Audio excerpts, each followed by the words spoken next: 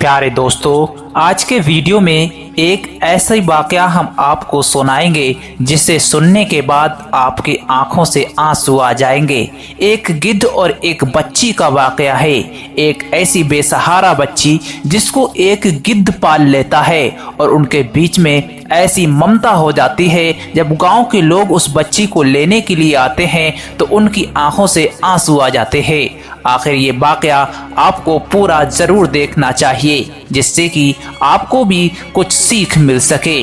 दोस्तों, बहुत समय पहले एक छोटे से गांव के पास एक घने जंगल में एक नदी बहती थी। उस नदी के किनारे एक झोपड़ी में एक गरीब दंपत्ति अपनी नवजात बच्ची के साथ रहते थे।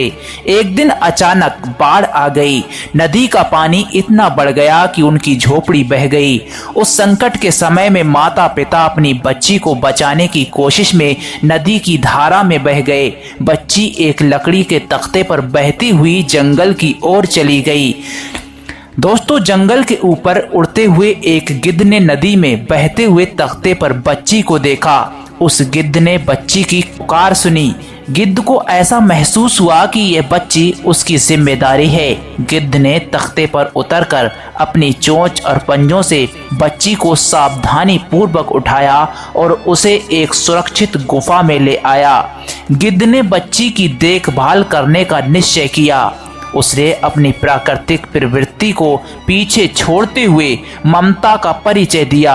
वह जंगल से फल, जड़ी बूटियां और अन्य चीजें लाकर बच्ची को खिलाने लगा।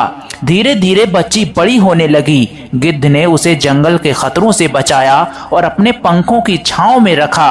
गिद्ध ने बच्ची को जंगल के नियम सिखाए। उसने बच्ची को जानवरों से संवाद करना और प्रकृति का सम्मान करना सिखाया। बच्ची ने गिद्ध को अपनी माँ के समान मान लिया। दोनों के बीच एक अटूट संबंध बन गया। दोस्तों, एक दिन गांव के लोग जंगल में लकड़ी काटने आए।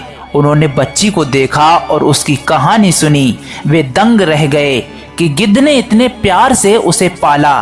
बच्ची के असली माता पिता की खोज की गई, लेकिन दोस्तों वे नहीं मिले।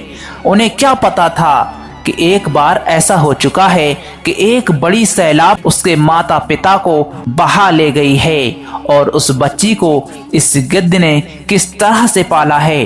दोस्तों, गांव के लोगों ने बच्ची को अपनाने का प्रस्ताव रख दिया, लेकिन बच्ची गिद्ध को छोड़कर जाने को तैयार नहीं थी। गिद्ध ने उसे समझाया कि इंसानों के बीच रहना उसके लिए जरूरी है।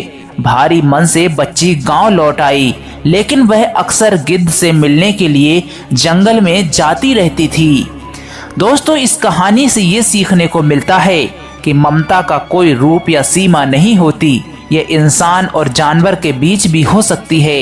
गिद्ध, जिसे अक्सर खतरनाक पक्षी माना जाता है, उसने इस कहानी में निस्वार्थ प्रेम और त्याग का उदाहरण प्रस्तुत किया है। ये कहानी दिखाती है कि प्रकृति और जीव जंतु हमें कई महत्वपूर्ण मूल्य सिखा सकते हैं। दोस्तों, ये वीडियो आपको कैसा लगा हमें कमेंट सेक्शन में लिखकर जरूर बताएं।